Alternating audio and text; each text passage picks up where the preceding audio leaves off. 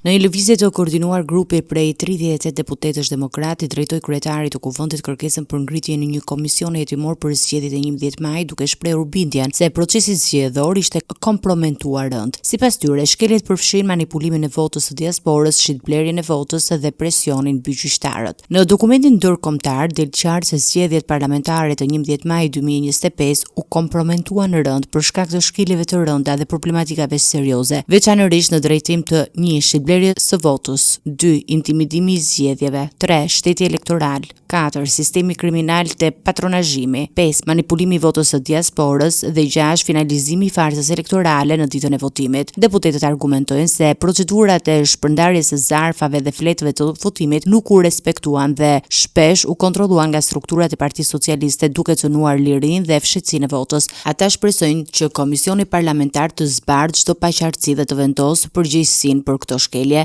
rregullat procedurale dhe detyrimet kontraktuale në lidhje me mekanizmat e shpërndarjes dhe kthimit të fletëve u vënë tërësisht nën kontrollin e qeverisë. Në shumë raste, fletëve të votimit ju mungonin nënshkrimet e marrësve, zarfat nuk ju dorëzuan drejt për drejt votuesve, por u lanë në rrugë dyer, kuti postare, qendra bastesh etj. Misionet diplomatike të Shqipërisë u angazhuan në mënyrë aktive në rrjetin e patronazhimit të Partisë Socialiste për të shpërndarë zarfa zgjedhore dhe për të kontrolluar votën e diasporës. Historia e mëparshme e komisioneve hetimore në parlament tregon se përpjekjet për të hetuar zgjedhjet nuk kanë sjellë gjithmonë rezultate përfundimtare siç ndodhi në zgjedhjet e 25 prillit. Megjithatë, demokratët insistojnë se kjo është një mundësi për të hetuar dhe dokumentuar çdo cënim të procesit zgjedhor.